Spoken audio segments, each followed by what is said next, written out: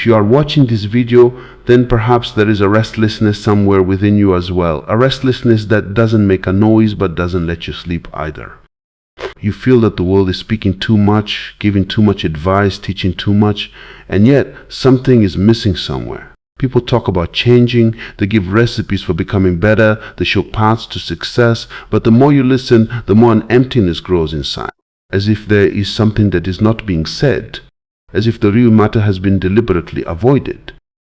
This video is for that avoided matter. It has not come to make you better. It has not come to lift you high. It has not come to make you successful, great, or ideal. It is just a mirror, and a mirror never decorates, it only shows. If you are truly ready to see, then move forward. If you have only come to listen, then perhaps this video will make you uncomfortable, because what is about to be said is not to make the mind feel good, but to break the slumber. You were told many times to change yourself, but no one ever said that sometimes you don't look different because you have changed, but rather because the world cannot read you. The problem is not your being incomplete. The problem is the limited understanding of the world. Look carefully. Society remains comfortable with those people whom it can categorize. This is good, this is bad, this is useful, this is useless, this is like us, this is different. As soon as a person does not fit into these slots, the world becomes uncomfortable. And before discomfort, questions do not come, distance comes. Many people think that people leave them. In reality, people do not leave. They fail to understand. Therefore, they step back. It is exactly like seeing a strange shape in a dark room. You don't fight it. You just slowly close the door. When someone cannot understand you, they don't blame you. They call you different, and different is a very safe word. There is neither responsibility nor honesty in it. This word says the problem is not you, but it's not us either. From here, a strange thing is born. People don't condemn you. They start to have a strange feeling toward you.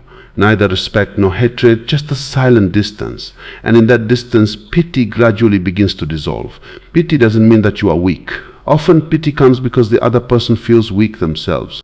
Standing in front of you, they cannot decide how to deal with you. They cannot make you small. They don't have the courage to consider you big either. So they choose the middle path, the path of emotional safety. Pay attention. The world tries to understand you only as long as you are easy to understand. The day you start coming out of your reactions, the day you stop responding in a fixed manner, that is the day people start getting confused. You don't laugh when it is expected of you. You don't get angry when provoked. You don't offer explanations when accusations are made, and the strangest thing, you are in no hurry to prove yourself. This is where the game changes, because the entire structure of the world rests on reaction. You cry, they will offer comfort. You fight, they will try to win. You explain, they will become judges. But when you do nothing, their role ends. And the day someone's role ends, fear is born within them. That fear looks like pity from the outside, but inside it is helplessness. You were never taught that changing yourself is not the final step. The final step is to stop speaking the language of the world. Because the day you leave their language, it becomes impossible to define you. And no game can be played with someone who cannot be defined. This is why some people feel heavy without doing anything. They don't just enter a room, they change the atmosphere. They don't say anything, but the direction of the conversation changes. Looking at them, people don't think, what is he saying, but rather, why is he silent? And this is what troubles the world the most. If you have been able to listen this far, then stop for a moment and ask yourself, how many times have you exhausted yourself trying to explain, convince, and prove yourself? And yet, the realization remained inside that no one is truly seeing you. If it is so, then don't write any opinion or any answer below. Just write one honest thought, whatever is rising within. Give it words without decorating them. This is not for others, this is for you. It will not try to change you. It will only make you more unreadable. People don't leave you. This sentence sounds simple, but the whole truth is hidden within it. People don't leave, they just move away from where they start to feel small. Try to understand. As long as you remain within the scope of their understanding, everything remains fine. You are sad, they give sympathy. You are in struggle, they give advice. You are a failure, they give you encouragement. In all these situations, one thing is common: they are above, and being above is very dear to human beings. But the day you neither appear sad, nor in struggle, nor display success, that day they have no role left. And without a role, a human being starts to consider their existence useless. From here, distance begins. You feel people have changed. In reality, they haven't changed. Their position has changed. Now they cannot stand in front of you and place themselves on some height. They can neither teach you, nor improve you, nor support you. And where there is no opportunity to give support, most relationships loosen on their own. Most relationships in the world are built on utility, not love. This may sound harsh, but it is true. You are useful to someone, your presence matters. The day you go out of utility, you are given words like strange, silent, or changed. Notice these words are not accusations. They are defenses. People try to convince themselves that moving away from you was their compulsion, not their weakness. When someone cannot catch you, they give it the name of leaving you. You might have also seen that some people, despite being around you, reduce talking to you. They remain present but do not communicate. This is the stage where a human being has moved away mentally while being physically close, because communication requires an equal level. And the day you become independent from within, that equality breaks. This independence is not visible from the outside, neither in clothes, nor in words, nor in behavior. It is just an internal disconnection. You are there, but not fully available. And this very thing disturbs people. They want to ask, what are you thinking? What do you want? What will be your next step? But they don't get an answer because you haven't held on to these questions yourself. You have started to flow, and no one can catch a flowing person. From here, pity is born. Pity is not mercy. Pity is the name of that helplessness that rises within the other person when they can't do anything for you. They cannot understand you, they cannot change you, they cannot influence you, so they create a safe emotion within themselves. Poor thing, this word becomes a shield for them. Hiding behind this word, they cover their failure. But you know this is not your defeat, this is your unavailability. People are not afraid of a person who is aggressive. People are afraid of the person who does not respond to their moves according to their expectations. When you stop giving reactions, they start colliding with themselves, and colliding with oneself makes a human being most uncomfortable. That is why they gradually start coming around you less. In this way, they are not avoiding your presence, but the questions rising within themselves. And from the outside, all this looks very decent. No fight, no dispute, just distance. You might feel that this distance will make you weak, but the truth is that your real power starts taking birth from here. Because the day the hands that hold you loosen, that day you feel your own weight for the first time. And he who accepts his own weight never becomes light again. If, listening to all this, you are remembering your old relationships, old conversations, old silences, then it is fine. Remembering is a sign that something is moving inside. Don't try to stop it. When you stop reacting, the world realizes for the first time that it never knew you. People assume that they understand you. They map you out based on your laughter, your anger, and your sorrow. This map gives them security. They feel, now we know how to handle this person.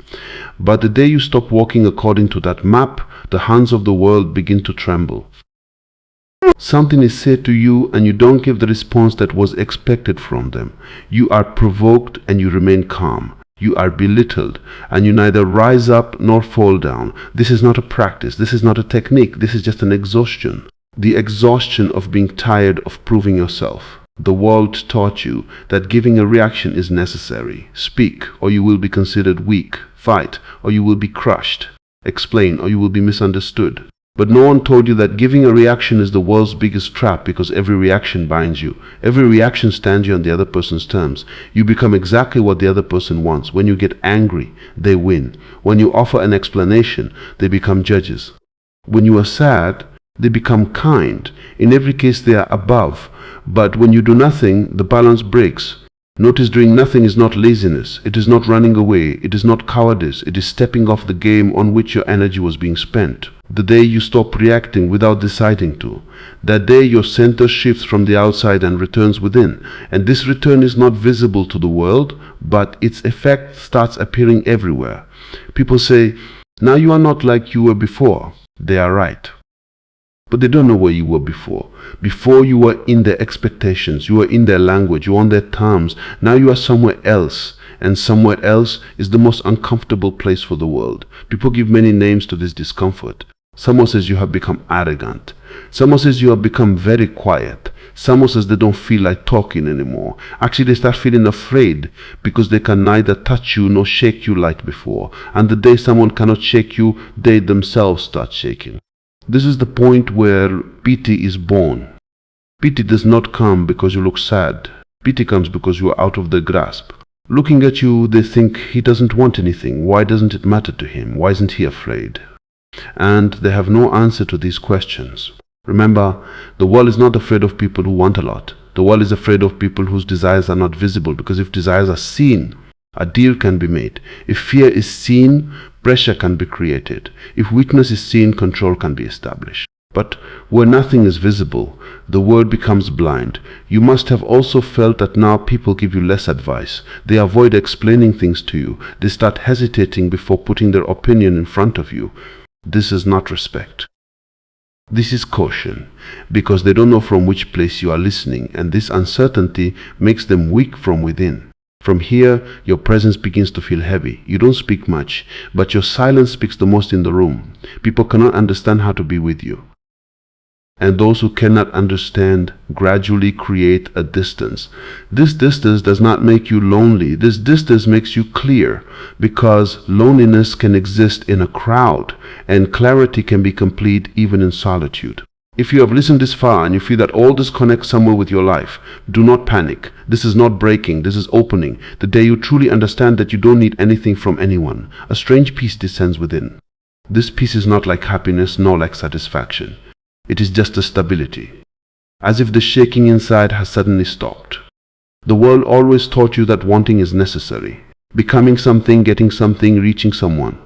Desire was called the fuel, and life without fuel was called meaningless. But no one told you that desire is the very rope with which the world binds a human being. You want something, someone gives you hope, you are afraid, someone sells you security, you want acceptance, someone hands you rules.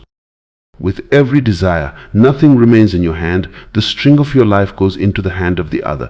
This is the reason why the world easily runs those whose desires are clearly visible. They can be scared, they can be tempted, they can be bought. But the person whose desires slowly start falling becomes a problem for the system. Notice, this is not about suppressing desires. A suppressed desire is even more dangerous. This is about the desire becoming loose, like a toy in which there is no longer the same interest as before. It is kept right there, but the grip is loose. The day your grip on life loosens, that day life removes its pressure from you. And this change is not visible from the outside. You do the same work, you live in the same world, you are part of the same society, but something inside has shifted. People cannot catch this change in words. They just feel that now no deal can be made with you. You cannot be run by showing fear. You cannot be enticed by giving greed. You cannot be made to bow by giving guilt. And this situation makes the world very uncomfortable, because the world always runs on give and take. I will give you this, you will give me that, I will give you respect, you will listen to me. But in front of the person who neither wants respect nor fears rejection, all terms become useless. From here, a new form of pity is born. People look at you and think he doesn't want to achieve anything. He doesn't want to move forward. Why doesn't he worry? And they assume that you have been left behind, because in their world, moving forward means wanting more. They cannot see that you have stepped out of the race altogether. And he who steps out of the race is not behind. He is outside, where there is no comparison, where there is no measurement, where there is no victory or defeat. The world is afraid of this outside state because it doesn't know how to talk to the person standing outside. They try to explain to you, they say, one should think a little. What about the future? Everything doesn't work like this. But there is no logic in their words. There is fear. Fear that you might be right. Because if you are right, then the whole race becomes meaningless. Therefore, they look at you with eyes full of pity, as if you have lost something, as if you didn't understand anything, but deep down they feel that actually something has slipped away from them. Remember, one who wants nothing is not inactive. He is clear. His decisions do not come out of fear. His moves are not decided by pressure. His speed does not match the pace of others. And this very thing makes him different. People stay careful around such a person. They joke less. They avoid sarcasm. They don't play straightforward moves. This is not respect. This is alertness, because they know there is no weak link here that can be pressed. If you are feeling this situation emerging within you, do not try to catch it. Upon catching it, it will again become a desire. Just let it happen. You will see that when desire truly falls, how absence becomes a new language rather. It happens within you. People misunderstand your absence. They think you have stepped back, that you are tired, that you have given up. But they don't know that absence is not always running away. Sometimes absence is the highest proclamation. The world is in the habit of understanding everything in visible language. What is in front is the truth. He who is speaking is present. What is visible matters. But the greatest influence of life doesn't always come from visible things. Air is not visible, but everything runs on it. Silence is not heard, but words are born in it. Similarly, when you gradually start removing your mental presence from the world of others, nothing changes on the outside, but inside a lot starts shifting. You pick up the phone, but there isn't the same hurry as before. You talk, but you don't put yourself into every conversation. You answer, but you don't put energy into proving yourself. All this doesn't happen suddenly. It doesn't come from any decision. It is born out of an exhaustion. The exhaustion of putting yourself everywhere. For years, you put yourself in every relationship. You gave your explanation in every conversation. You tried to fix every misunderstanding. And then one day you realize that you are everywhere but nowhere complete. From here, absence begins. You don't disappear. You just step back. Like an artist who steps back from the stage to see the whole scene. And when you step back, the world for the first time feels your place. People don't say you are not there. They say, now things aren't like they were before. It's not fun anymore. Something feels missing. This lack is not of your body. This lack is of your energy. Every person leaves an invisible mark wherever they go. Some people leave noise. Some leave tension. Some leave expectations. And some leave such a balance whose value is known only after they move away. When you stop being available, people don't miss you. They feel unbalanced themselves. Their daily equation gets spoiled. They ask, what are you doing these days? But their question doesn't come from curiosity. It comes from emptiness. They want you to become that again who was present in every matter, who handled every emotion, who left their place in every situation. But you no longer leave that place. And this thing shakes them from within, because the world becomes used to those people who distribute themselves, who die a little for everyone. But the person who returns within themselves is no longer fully available to anyone. And this very unavailability is felt the most. People don't blame you. They don't even complain. They just form an impression. Poor thing, he has become lonely. This impression protects them. Hiding behind this impression, they don't want to accept that actually you haven't left them, you have taken yourself back. Pay attention. The world is not afraid of those who fight. The world is not afraid of those who oppose. The world is afraid of those who quietly walk out of the game. Because the fighter can be suppressed, the opposer can be crushed. But no strategy works with the one who doesn't play the game at all. Your absence forces people to think, and thinking is the most uncomfortable action. They think, did we take him for granted? Were we dependent on him? Will he return now? And in between these questions, pity is born. But this pity is not for you. It is for them, because for the first time they realize their own habit. Have you ever seen when a habit is broken, the mind becomes restless? Whether the thing is bad or good, breaking a habit always brings emptiness. You are no longer the habit, and not being a habit becomes dangerous in the eyes of the world. People deal carefully with such a person. They don't want to make him angry, but they can't catch him either. Because you have also seen that those who stay often stay for their own need. Now you don't stop anyone, you don't convince anyone, you don't take the responsibility of explaining to anyone. And this is not indifference. This is maturity. This understanding that every person is on their own journey, and you are not the controller of anyone's journey. This very understanding makes you light, and the world is afraid of a light person, because no weight is found to catch him.